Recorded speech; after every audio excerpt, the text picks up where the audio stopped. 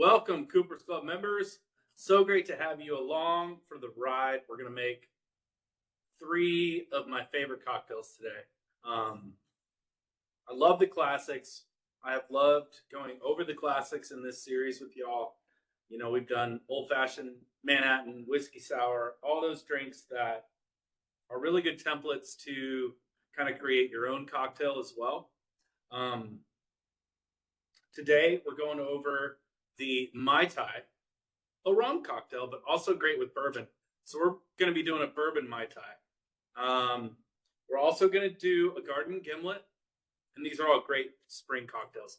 A garden gimlet with our gin, and we're going to do the mint julep, which is a whole, we could probably do an hour on the mint julep, but it's also a very simple cocktail, so maybe we couldn't do it quite an hour, but we'll do our best to do a lot on the julep.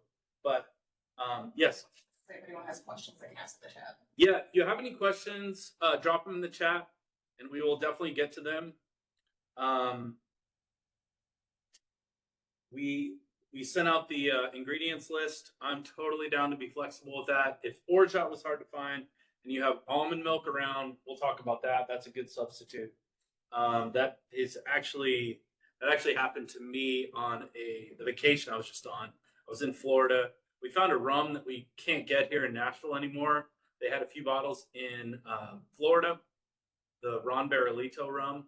And so we bought some of that, and I was like, I got to make Mai Tais. But I couldn't find any Orgeat. Didn't have time to make Orgeat. So I used almond milk. I'll go into that as a substitute. But I think we're ready to kick it off here. If everybody's ready, we're going to start with the Mai Tai. I'm going to grab my hand juicer over here. You've heard me talk about the beauty of the hand juicer. If you don't have that right now, that's fine. But for those of you that do, it is kind of a crucial step when you're making your own drinks. It is, and it is also the example of how the home bartender has the true advantage, because so many bars, like here at Nelson's, when we're juicing 2 quarts of lime to get through a busy day, or a quart of juice. We're using those big sun-kissed juicers where you're pressing the juice into the juicer and it comes out, you strain it. If we had all the time in the world and we weren't making so many drinks, I would definitely use these. And when we've had our special citrus that we've used, the bergamots and the Oro Blanco grapefruits, things like that we get from California, we get those special. We use them in special drinks. We use them in Cooper's Club drinks. We hand juice those. So I'm going to go over that for just a second here. Let's see. I'll use this one here. And if I have gone over this extensively before, I apologize if I'm repeating myself. But I love these things. This is a great way to make a margarita, whiskey sour, Mai Tai, whatever you're juicing. So I cut the lime in half. I'm putting it in here, skin side up, and I'm just pressing it like that, all right? So I'm pressing it. You can see that juice went everywhere, but also the oils from the peel, they go right into the juice, okay? That is huge because there's so much flavor in the oil. So if I smell that, that's half of a lime that I just juiced. It's not really that much lime juice. And I'm going to want to strain that. But the beautiful thing, it smells so good. And there's so much flavor in the lime oil that gets into the juice that I'll then strain. All right. And that is just, if you're only making a few drinks at home, or if you're making a few drinks with your friends, you strain out the pith, and you have juice that's just absolutely insanely delicious. That is going to be better than all the juice that you get at a cocktail bar, because they're juicing it, they're holding the top of the fruit and juicing it down in a machine, okay, which is also great. It's fresh, you're straining it out, you're having great juice, but when you're actually pressing it, you're taking the oil that's in the citrus and getting it into the juice. And that is a beautiful telling you, I can't emphasize it enough. So that's our thing about juice and lime, etc. So that's what we have there. So for this drink, we're going to need about 3/4 ounce of lime juice. All right. But before we go into that, before we really make the drink, the Mai Tai, I do think, is a very misunderstood. How are we doing on time? We're good. I don't want to go too long on the Mai Tai. I feel like I could do a half hour on the Mai Tai. But the Mai Tai is such a misunderstood drink. It's really like the rum margarita. You know, it's not as complicated as many people make you think it is. You'll go across the country. You'll say, I'd like a Mai Tai. And they might use red syrup. They might have grenadine. They might use pineapple juice. They might use a million different juices. They might use a bunch of different artificial sweeteners. But the Mai Tai is really a simple, relatively booze-forward cocktail, like all the great ones, that is rum, but in our case, bourbon. And why do rum and bourbon work so well together? Well, rum is aged in bourbon casks. So that's why, like, our rum cask was such a hit. That's why rum and bourbon can be interchangeable. There's a lot of similar things about rum and bourbon, and that's why bourbon Mai Tai makes a ton of sense. But it's basically rum or bourbon. All right, you got lime juice. You have Orgeat, which is an almond syrup. That was on the ingredients list and everything. And we can go into how to make a really amazing Orgeat. Basically, you have rum or bourbon, lime, Orgeat, orange Curacao, which is very easy to find. That's your Cointreau. That's your Naranja. That's your Salerno blood orange liqueur. That's all kinds of different orange Curaçaos. We make our own in-house. We get really amazing citrus from California. We make that into different liqueurs here. But Cointreau, Combier, Gaffard orange, there's a bunch of different, even bowls. If you're, looking for a budget orange liqueur, the bowls is fine. It's a pretty good deal, and it's pretty good. So, and you're not using a ton of orange liqueur to Mai Tai. So we talked about our bourbon, our lime. We talked about Orgeat, which we're going to come back to. We talked about our orange liqueur. And then you need your crushed ice. And it's a really simple garnish of like half of a lime upside down and a sprig of mint. And I want to pay tribute to Trader Vic. Trader Vic, the cocktail tiki legend. And his garnish of the Mai Tai was half of a lime upside down, just like that, and the mint leaf, the mint tree garnish. And that was supposed to symbolize the island and the palm tree. All right. And that was a really cool thing. And I think that's worth talking about. It's worth paying tribute to Trader Vic, who learned everything from Don the Beachcomber. But he is credited with creating the Mai Tai. You got to give him his flowers. And we'll talk about that garnish. Now, why does that garnish make sense? It's not just because it looks like a cool island and a tree kind of motif. It's also that if you make a Mai Tai and you make it a little bit too sweet, you can go in there and grab the lime, squeeze it in. And that can make things more balanced. So, as we're talking about Mai Tai, just like a margarita, relatively simple cocktail that has Curacao, another sweetener, fresh lime juice, and spirit. Orgeat's a big part of that. So what we have today, we have the Gaffard Orgeat, which is a good store-bought option. If you want to make your own Orgeat, here's where you want to make a note. I want to direct you to, there's different Orgeat syrups. So if you look at Jeffrey Morgenthaler, M-O-R-G-E-N-T-H-A-L-E-R. Morgenthaler has really good Orgeat recipes and techniques.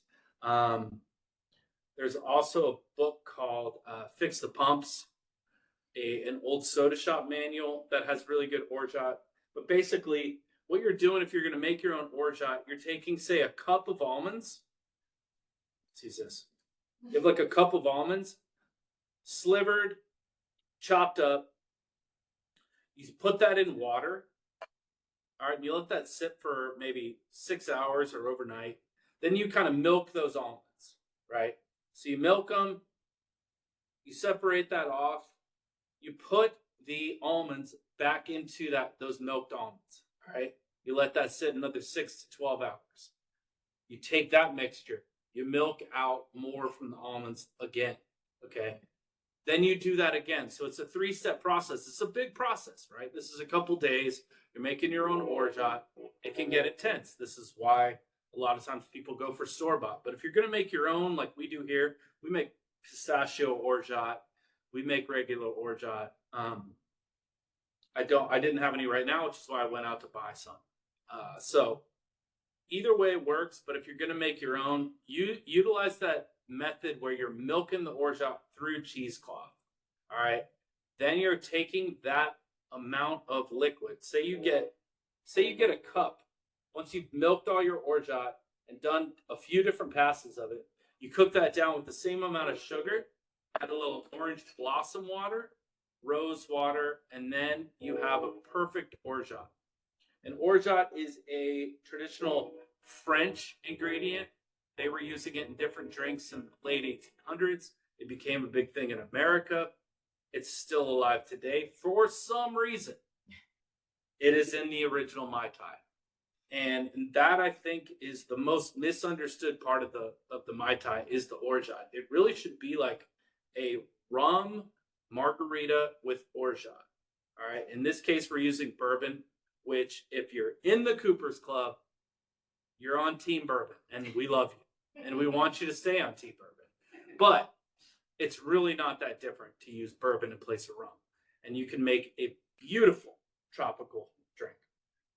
Okay, I think I've waxed poetic enough.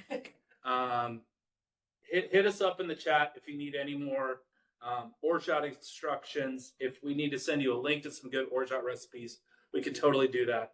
Remember, orgeat means tree nuts. Orgeat means almonds. If you have a tree nut allergy, don't mess around with it. There's also people, like what we've made more often in the last year is pistachio orgeat, which is great. We've made walnut orgeats before. You can do it differently where you're really getting the flavor and the essence out of these nuts and then mixing that with sugar, adding a little flour, water, and you're making sort of an exotic ingredient. But here we go. Let's make this drink. All right, so we're going to be shaking this drink. It has citrus. In most cases, when you're making a drink with citrus, you're going to want to shake it. In this case, we are going to be serving it over crushed ice. We're not necessarily shaking it with crushed ice, but if you are, I would say that you're going to add all your ingredients, add your crushed ice, shake it, and pour that into your glass, okay? But if you have multiple kinds of ice, like we do, we're going to be shaking it with bigger cubes, all right? We're shaking it with these bigger cubes, and we're going to strain it and serve it over crushed ice. It is a tiki drink, after all. So, let's go with our lime juice. All right, so we're going to do 3/4 ounce of lime juice. If you like it tart, add a little bit more. Okay. We have our 3/4 ounce of lime juice. Then we're going to do a 1/2 ounce of our orgeat.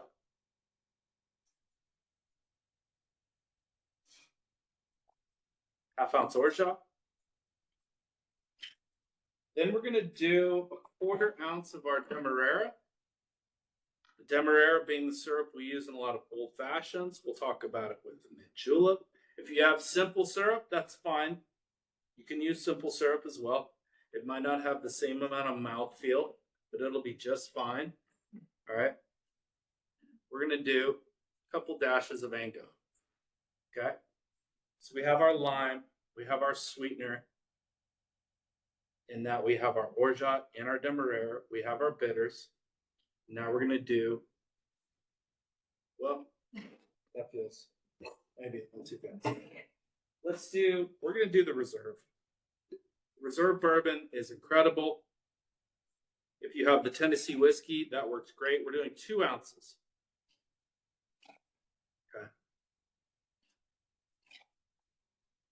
2 ounces of bourbon or whiskey. We have our ango.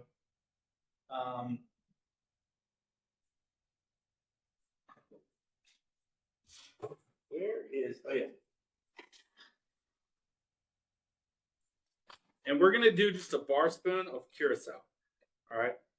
Because it's bourbon and bourbon and the Demerara goes so well, we're going to go light on the Curacao and just do a bar spoon. But if we're talking about cocktails and we're talking about ways to like create your own, similar to a margarita, these are all great templates of cocktails. You have your 2 ounces of spirit kind of as the biggest volume. You have your 3/4 ounce of juice. And then how do you balance that out on the other side with your sweetener? And with this, we have Dem, Orgeat, and Curacao. So if you don't want to use all that and you just want to use Curacao and Orgeat or Curacao and Dem, I think Orgeat is one of the most key ingredients in a Mai Tai. So I'd recommend using the Orgeat. But using a little bit of Dem and splitting that with the orange Curacao will give you a little bit more body. So we have our bitters, we have our whiskey, we have our sweetener, we have our juice. So we are good to go. All right, so we're going to shake this up.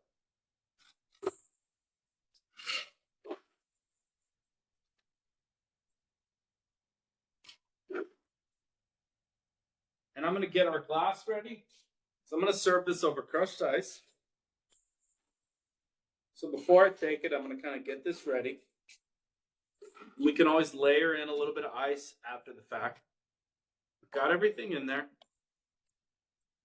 And now when we're shaking, we're just looking for a little motion in there, right? So you don't want to, let me grab this one because it doesn't have anything in it. You want to be careful about like, because you're not going to get enough motion in there, okay? That's why you see bartenders do this whole thing, because they're getting motion and they're moving all those ingredients through. And then as you're moving everything in, you can get it a little bit tighter, and that's where you're really chilling it down. And you'll see how quickly it gets really cold. So let's get shaken.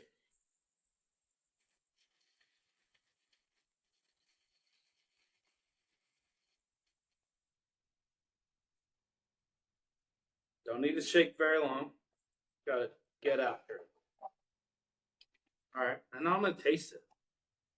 If you have a little spoon or if you have a straw, taste it, because you never know. Some limes are sweeter than others. Some syrups are sweeter than others. I'm thinking, and I'm thinking, and I'm thinking I could go a little more lime. So that's what I'm going to do. All right, I'm going to squeeze just a touch. Squeeze a little bit of lime in there. All right. Take my straw or my spoon. I'm going to taste. Okay, that seems really balanced to me. I like that. And I do think I don't take that lightly. I'm not like trying to be difficult or do anything I wouldn't do if I was making drinks. For anyone, be it a guest or myself, taste them. Because especially when you're mixing citrus and sweet, things get subjective. Some people like it more tart, some people like it sweeter. So taste it as you're going before it's in the glass. You can make little adjustments on the fly. So I'm really happy with this. I'm going to strain that in. Got my Hawthorne, straining that in. All right. And then it can be nice to layer a little ice on top. All right. That's going to trap that cold, delicious cocktail and keep it nice and cold. And do a little straw to the side.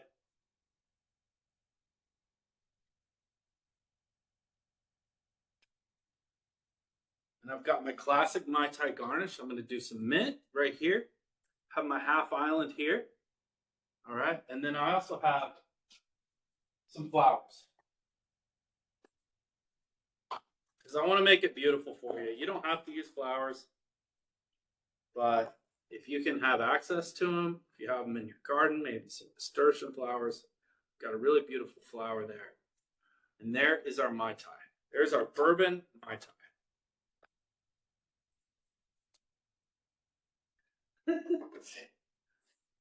All right, let's taste and see how we did.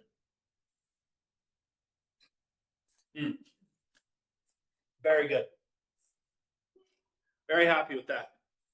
And I have to say, I don't even notice a huge difference from the bourbon Mai Tai and a rum Mai Tai.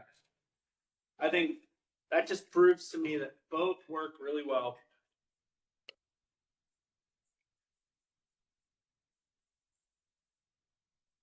Okay.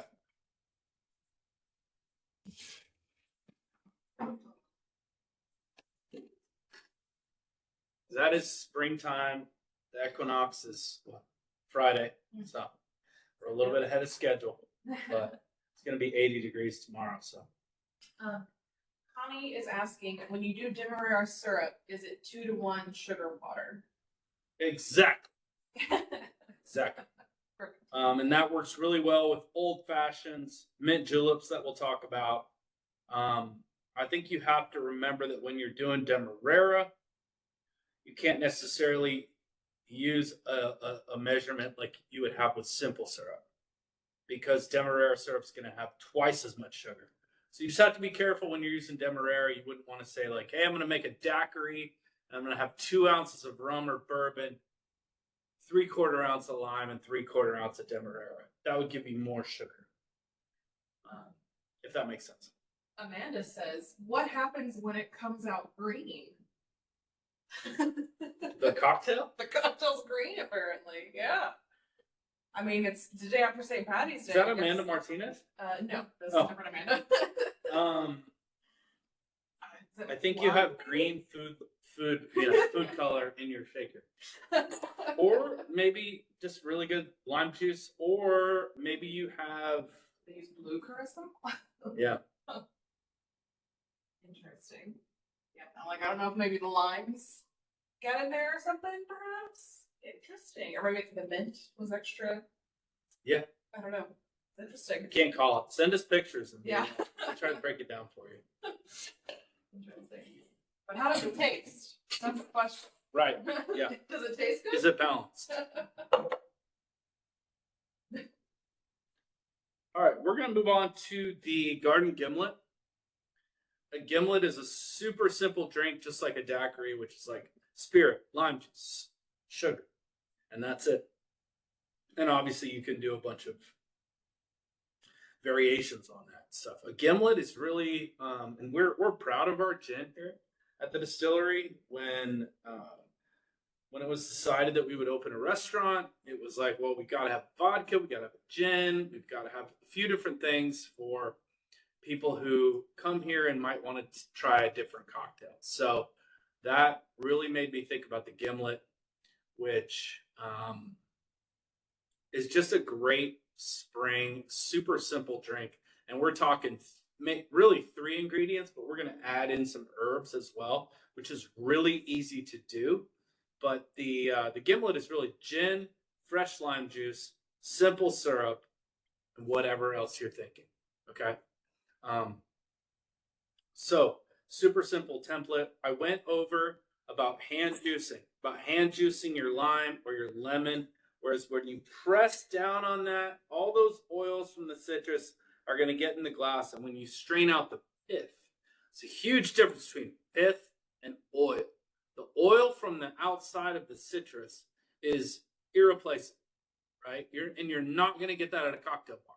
So I always tell people, if you're gonna really learn how to make drinks and do it the proper way at home, you have a head start for all the cocktail bars that make all these great drinks that you might think are beyond reproach and just incredible. But you have the advantage if you're just making a couple drinks or a handful of drinks and you're going to take the time to use this. It will really blow your mind how great your juice can be. So we went over that. A gimlet is really just like that template that we've talked about before, that triptych where you have spirit 2 ounces, you have 3/4 ounce of juice, you have 3/4 ounce of spirit or of syrup. And what you can do, you can take that template and mess around with it. So say that, oh, I like gin, but I don't want my whole cocktail to be gin. And you have a relatively full bar at home. You also have vodka.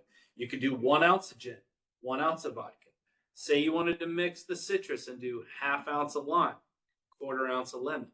Say you wanted to mix the syrup and you said, well, I really like Curacao. I'm going to do 1/4 ounce of that and 1/2 ounce of simple syrup. And then you can mix other ingredients in there. You can see how you can start to create your own drinks using that template that is 2 ounces of spirit, 3/4 ounce of juice, 3/4 ounce of sweet. Okay. You're creating this balanced cocktail. So that's what we're doing. We're going to start with our 3/4 ounce of lime.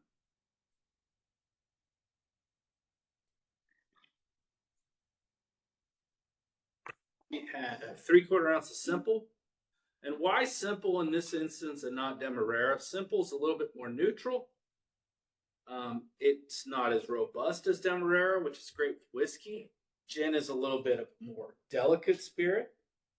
It's one where if you like gin, you want to taste it. You want to taste all the botanicals. We're doing 2 ounces of gin. All right, so that's the basics of what we're doing here. If you had like orange bitters or lemon bitters or any kind of like light citrusy bitters that you wanted to mix in, if you love Angostura, you can use a little bit. I wouldn't necessarily recommend it with a gimlet because you want those fresh, vibrant flavors. But we're making a garden gimlet, which is you could go out to your garden and say you have parsley coming back, you have mint coming back, you have different things that come back in the springtime. Say you planted peas and your peas are coming up. You could add some of those pea shoots in there. We're going to add those herbs right now, and we're going to be ready to strain them out. How much? 3/4 ounce simple syrup? Yes. Yes. We're going to be ready once we have those herbs in there to keep it the cleanest drink that we want. We're going to strain those out. Say you have a tea strainer, or if you have a cocktail strainer like this, a tea strainer works fine. Any kind of way that you can strain out those herbs, because you're going to shake those up and bruise those herbs a little bit. And it's just, to me, it's better to have a super clean cocktail rather than like drinking it and you're getting those little bits on your tongue and you're talking to people at a party. You have mint in your teeth. You don't necessarily want that. Okay. So I'm over here. I'm grabbing some mint. Where's my other herbs? I have, right over here. I have parsley. I have some rosemary. All right, so everything I have here, I have rosemary. All right, I'm going to throw that in there. I have mint and I have parsley, throwing that in. Just a little pinch of all these. I also have these peas that I wanted to throw in there. So I'm breaking that off. I'm going to throw that in there. You don't have to get in there and muddle this stuff really hard and really get into it. Now, what I'm doing, I'm taking the back end of a cocktail spoon and I'm just kind of waking them up. I'm mixing them in. I'm breaking up the peas a little bit. All right. But really, a lot of our extraction from these is going to come from when we shake. All right. So we have our gin, we have our lime, we have our simple, and we have our herbs / peas. Go ahead and mix it up, whatever you're thinking. If you're really into arugula, mix that in. Lavender. A lot of the herbs that survive the winter for me are lavender, rosemary, parsley. I wouldn't necessarily recommend chives. You could get weird with some chives, but that's getting into ranch territory. I don't know if I would go there. Ranch gimlet, yeah. It's so in. So I'm going to get my glass ready before I really start shaking here. I'm grabbing my coupes. Keep your coupes in the freezer or keep them as cold as you can. All right, now we're going to get shaken.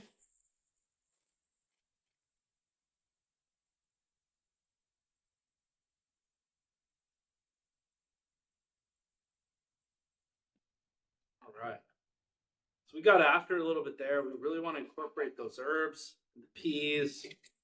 We're going to taste, see how we did balance-wise. Yeah, I feel great about that. That's just like, I really feel like the vibrancy of spring when I taste that. It's like, that's what I love. That's why I wanted to do the garden gimlet. You really, and this is a drink that will come out green, as you can see. I don't know if you guys can see this, but this is so green. This is from all those herbs. This is springtime. I mean, you would want your suit that color. You would want your linen shirt, maybe your sundress. This is the color of spring right here. If you could make a drink the color, or a dress the color of the garden gimlet, you would. I think you would. Okay, we're going to talk about fancifying up this garnish. So, we're going to start with a lime wheel. So I just cut that into a wheel. All right.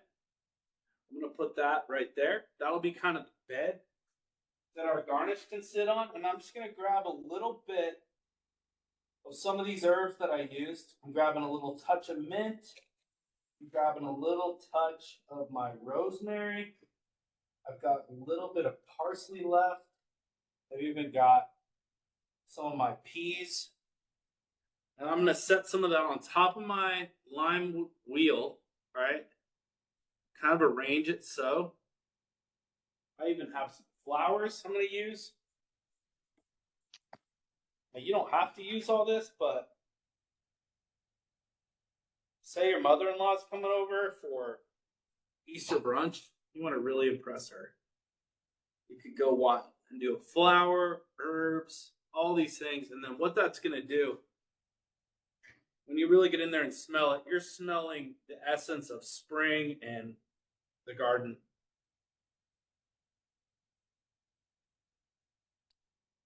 Steph, come on. All right, I love that. That's really, really fun. Oh, yeah. It's like so earthy, but citrusy. And, definitely. Oh. There's a lot going on there. Great. And you could even, as you experiment with stuff like that, you might say, well, gosh, I really love parsley with gin, or I really love basil. Basil's one that if you really like basil, you will love using it in drinks.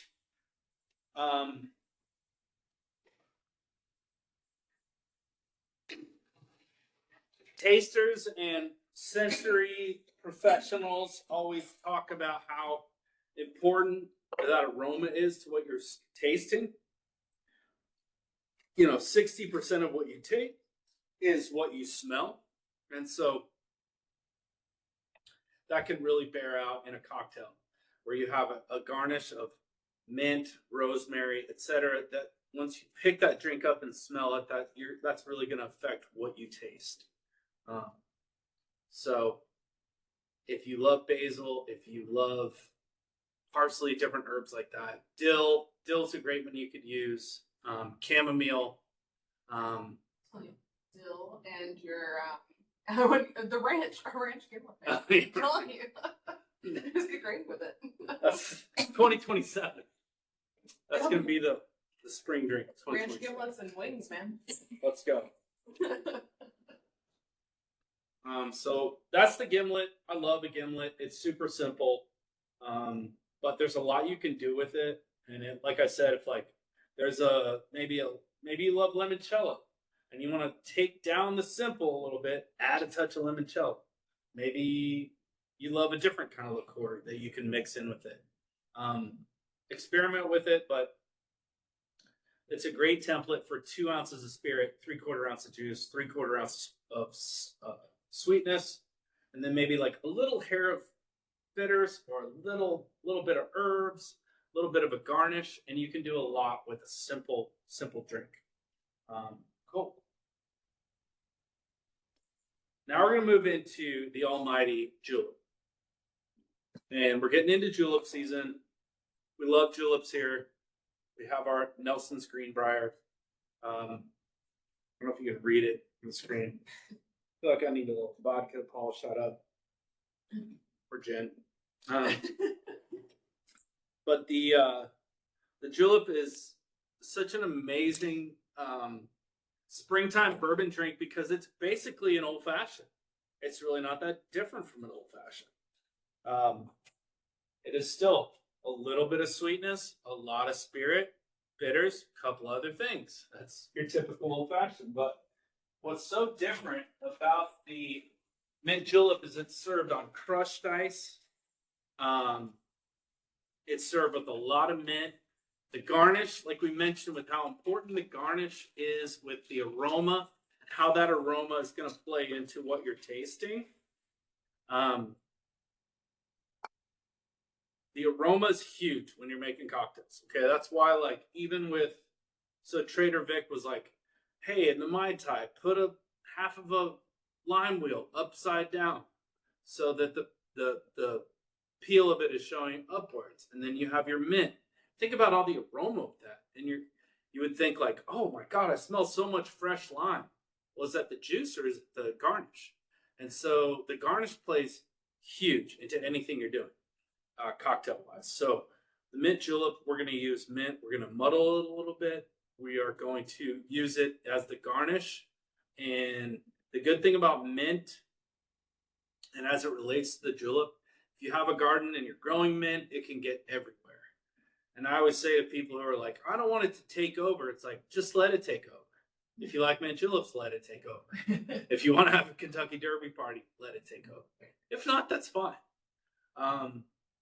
But let it take over because you're going to need a lot come Derby season and come springtime. So let's get into it. This is one that I like to teach as not necessarily a shaken cocktail. If you're just making one for yourself, or if you're making one for your wife or your girlfriend, or you're making two, I suppose you could get into like shaking them and straining them out. That's not really the deal, and that's not really the way to make them and the way that they've been made. It's one of those classic building glass drinks. So we have our vessel here, and the reason that this vessel is so important is because once we get going with the ice and mixing it around in this glass, the glass is going to get super cold. So it's like we talked about martini previously, we talked about Manhattan, and about how important it is that the glass you're serving it in is super cold when the drink hits the glass. In this one, you're making that glass super cold, and you'll see how easy it is if you have one of these metal cups. If you don't, that's fine. We can talk about different ways to do it. But I do think a julep should be served as close as possible into a metal vessel. And if we do sell these here, if you need them, come and grab them.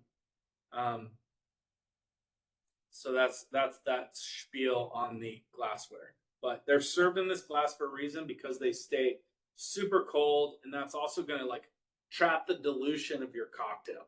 It's a similar thing to like serving an old fashioned on a big rock. What you're doing is you're making the drink perfect as much as you can in the mixing glass. You're pouring that into a rocks glass with a big rock that is super cold, and the drink is going to basically stay in that temperature for a while you sit there and drink it. So it's not going to water down a bunch. It's not going to dilute. It's going to be perfect as you sit there and drink it. Mint julep is very similar to that. So we're going to grab our mint. Now, how much mint? Well, that's really up to you, depending on how much you really like mint. I love mint. I love mint juleps. So I would say as much as like 8 to 10 leaves of mint is totally acceptable.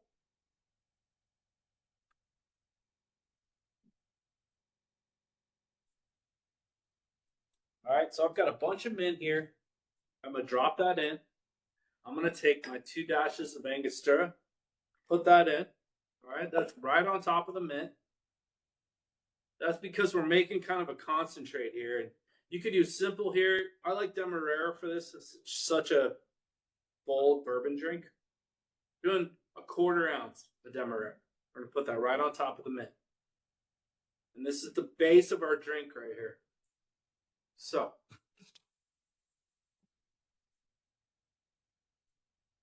you can use a muddler, you can use the back of a spoon, you can use whatever. We don't need to kill the mint. We don't want to like You don't need to get in there with a muddler and go crazy. These herbs are delicate. Mint is kind of delicate. And you can get in there and just kind of like wake it up, stir this around, and you're getting those oils out of the herb, and you're mixing that with the sweet and the bitter.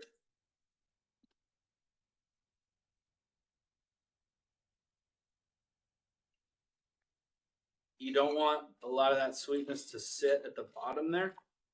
And what I think you'll realize, okay, that's all we did. We just kind of mixed around. We muddled a little lightly, a bunch of mint with our bitters and our syrup. And if you smell that, man, you will. It's like such a nice smell. And all it needs from here is a lot of crushed ice and a lot of bourbon. Okay, so we're gonna take our crushed ice. Oh, and I said I was gonna go over this. If you find yourself in a situation where it's really impossible to find crushed ice, there's no Sonic nearby, which is kind of surprising. Sonics are everywhere. That's a great place to get crushed ice. I think we mentioned that in the email. You can take ice cubes, put them, into a towel of sorts, like so. Fold that over a little bit, and take your juicer or a hammer and just crush the ice out. Okay, so we've got pretty nice like crushed ice right there. Okay, you could use that if you wanted to. You could crush a bunch of ice ahead of time. Much easier to go to Sonic and get your nugget ice, but it's totally doable to crush your own ice. There's ice bags that you can buy online for crushing ice. But basically putting big cubes into a towel, wrapping that up, smashing it with a mallet or a hammer, you can crush a bunch of ice up if you need to. Obviously, the nugget ice is an easier way to go. And what you can see already, why I would say build this in the glass if you have a julep glass, is you can see this is already getting super cold, and I haven't even mixed it yet. This is already super cold, so. Mike said, wow, I didn't know I could defend our home with the juicer. So, thank you. Exactly. A juicer and a frying pan, you're good. So we're going to do 2.5 ounces of whiskey here, all right? You guys are adults. You can handle it. We would only do this with the Cooper's Club. Anyone else, we're going to say 2 ounces is enough, but I know you guys can handle it. 2.5 ounces. We're not messing around. We're making real mint juleps. So we have our whiskey in there. We have everything we need. We've got a little bit of room there at the top, which is nice to have as you kind of mix this together. So this is what I mean, where like you really have an old fashioned here. You have a bunch of bourbon, a little bit of Demerara or syrup, and mint. That's your one outlier. But you have a bunch of crushed ice. And we're just kind of mixing this up, and oh my God, I can feel the glass is getting super cold. We're mixing that up. Kind of, as we do that, we're kind of pushing the mint back down in there, but we're also mixing it in. We're agitating it to where that flavor is going to come out. All right, now we're going to layer some more ice in there, because now it's starting to dilute. If we add more crushed ice in there, it's just going to get colder. All right, so from here, like that is so cold. Like this is like, we are in it. Now you can see the logo right there. And that is just julep perfection. Let's see. There was one thing I wanted to go over. Let me think of what it was. There's one thing I just had on my mind. The garnish. Oh, if you are making it in a shaker and you don't have a vessel like this, so then you're doing all of this work in this side of the shaker. You're doing the mint, you're doing the Demerara, you're doing the whiskey, the bitters. You're kind of mixing that up here. you're not really mixing it quite as much as we did over here. Then you're adding more ice, and then you'll kind of get it here. Shake it, shake it, shake it, and strain it into over fresh ice, okay? Over as fresh a crushed ice as you can into whatever vessel you have. And the only thing that will be different is as you grab the glass and drink from it, the temperature will warm up and it will dilute a little bit. With these, it's so cold that it's going to take a lot. That drink's going to take a long time to dilute. That's why the vessel is so important with the julep. And if I have any sherry drinkers or Madeira drinkers, God bless you. Vermouth drinkers. One of the most popular drinks that is sort of lost to time is the cobbler. I don't know if anyone's ever heard the cobbler. Hit us up in the comments if you know what I'm talking about. I'm not talking about a pie. I'm not talking about a blueberry cobbler. But the cobbler was one of the drinks that ushered in the straw. So we can thank the popularity of 1860s, 1870s sherry cobblers. That's why people were like, this drink is so insane. I want to drink it so fast. I have to have something else like a straw to suck it through. And that really was where the straw comes from, which is fascinating. But it's made just in the same way as a mint julep. And that with sherry being lighter than whiskey, you can make a sherry cobbler with the same amount of sweetener, so a 1/4 ounce of sweetener. Whatever herbs or fruit you might want to put at the bottom of the glass to kind of mix in there. And then your crushed ice and your sherry or Madeira. You want to do 2 to 3 ounces of that. You could do a little bit more since it's lighter. And you're going to have a very similar drink. So if you were at a bar, a super popular bar in like New Orleans, and there were a bunch of people walking around with these, and they're sipping it with straws, and everyone's having a great time. People are getting super messed up, having this great time. They were drinking juleps, but also they were drinking cobblers. They would have had them adorned with a bunch of fruit on top. So the cobbler is this lost drink that is very similar to the julep, being that it's very similar where you have crushed ice, a little bit of sweetener, maybe some bitters, maybe some fruit, maybe some herbs, and your spirit. So I always want to mention that with the julep because the cobbler is such a special drink that came about around the same time. All right, so now we're just layering our ice on top. And you do kind of want that snow cone. So you want to like build the ice so it's almost like sort of pyramiding at the top there. And then the garnish is super important with the mint julep. So it's really as much mint as you can put in there, but I've got a couple good sprigs here. And I'm going to do that thing where you clap it. All right, that's going to wake it up. Notice after you clap it, oh my God, it smells like you just picked it. All right, so we're going to put it off to the corner, kind of the back corner of our glass. We don't really want it in our face as we drink it. And this is just the perfect mint julep. You don't have to have the straw. The straw can help because obviously I have a lot of liquid there. My first sip is going to be getting in there and kind of lowering that volume.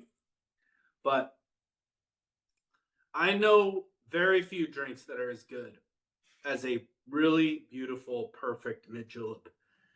And the simplicity, the glassware is so important. Look how cold that is. And it is perfection. Cheers. Stephanie. Cheers. You must try this. Yes. We got her own straw. Questions. We can talk questions. Yeah.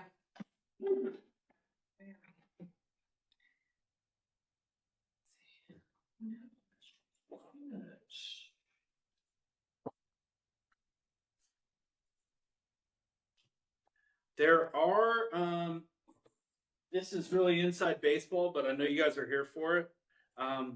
There are certain Sonics that sell their ice by the bag. Not all of them do, but I know the one in Madison does. Yeah. I'm pretty sure the one closer to downtown does. And you can literally call your Sonic and be like, do you sell your ice by the bag? You can go by there and get a couple bags of Sonic ice and you're in mint julep heaven. Say Publix also does the ice. Oh, like really? The small ice, yes. Oh, I didn't know that. Yeah, Publix has that. And Cool. they also sell the cubes too. Like if you need a cube ice or anything like that. Like sell big them. rocks? Yeah, they sell the big rocks. Wow. Yeah. Publix. Strong ice game, strong bread game. Not surprised. Unsurprising. I think everyone's probably just enjoying their drinks at this point. Nice. Yeah, everyone's participating and sipping along, then hopefully Awesome. enjoying everything. It's been great, everybody. Thank you all for joining us. I love these 3 drinks. There's a lot you can do with them. Hit us up, email us. We're always here to answer any cocktail questions you might have. Yeah. Awesome. The Jordans say great job. It's been awesome. Definitely going to order the house mint julep next time. The Connie's been super great. Thank you. Nice. Anytime, Connie. Thank you. Thank you all, and have a good evening. Yep. Hit us up with any questions. We'll answer through email or something. But thanks for joining us, and we appreciate y'all.